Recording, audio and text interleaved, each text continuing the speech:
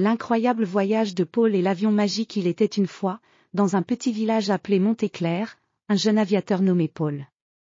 Paul était un homme passionné par les avions et les voyages dans le ciel.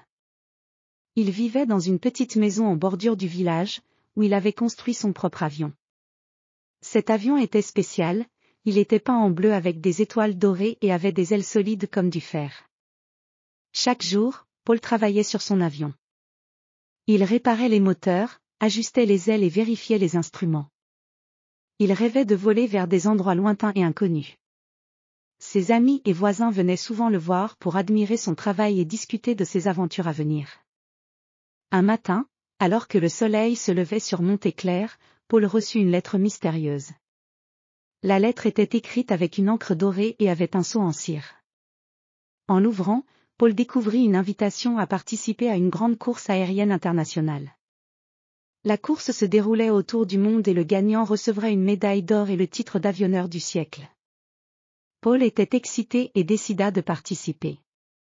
Il prépara son avion avec soin et invita son ami Léon, un ingénieur talentueux, à l'accompagner en tant que mécanicien. Léon accepta avec enthousiasme, et ensemble ils se préparèrent pour le grand voyage.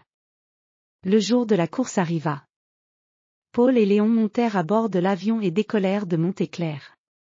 Le ciel était clair et les nuages semblaient danser autour d'eux. Ils volèrent au-dessus de paysages magnifiques, des montagnes enneigées, des forêts verdoyantes et des rivières étincelantes. La première étape de la course les mena à la ville de Lumina. Lumina était une ville brillante avec des bâtiments en verre et des lumières scintillantes. Paul et Léon se posèrent dans un grand stade où d'autres avions étaient déjà prêts à décoller. Ils rencontrèrent d'autres pilotes, chacun avec des avions différents, des avions rapides, des avions colorés et même un avion en forme de dragon. La course reprit le lendemain matin. Paul et Léon volèrent au-dessus des océans, des déserts et des îles tropicales. À chaque étape, ils faisaient face à des défis, des tempêtes violentes, des turbulences imprévues et des terrains difficiles. Mais Paul et Léon restaient courageux et déterminés. Un jour, alors qu'ils survolaient un vaste océan, ils aperçurent une île mystérieuse. L'île était entourée de brume et avait des montagnes couvertes de végétation luxuriante. Paul décida d'atterrir pour explorer cette île inconnue. Ils trouvèrent des ruines anciennes, des statues mystérieuses et des inscriptions dans une langue ancienne.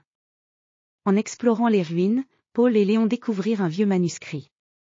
Le manuscrit parlait d'un trésor caché sur l'île, protégé par des énigmes et des pièges. Paul et Léon étaient fascinés et décidèrent de résoudre les énigmes pour trouver le trésor. Ils durent résoudre des puzzles complexes, déchiffrer des codes secrets et naviguer à travers des passages étroits.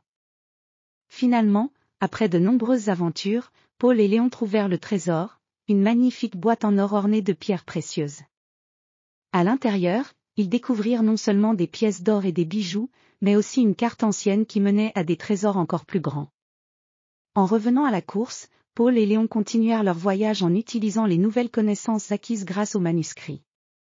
Ils réussirent à surmonter tous les défis restants et arrivèrent à la ligne d'arrivée avec une grande fierté. Paul et Léon furent accueillis en héros.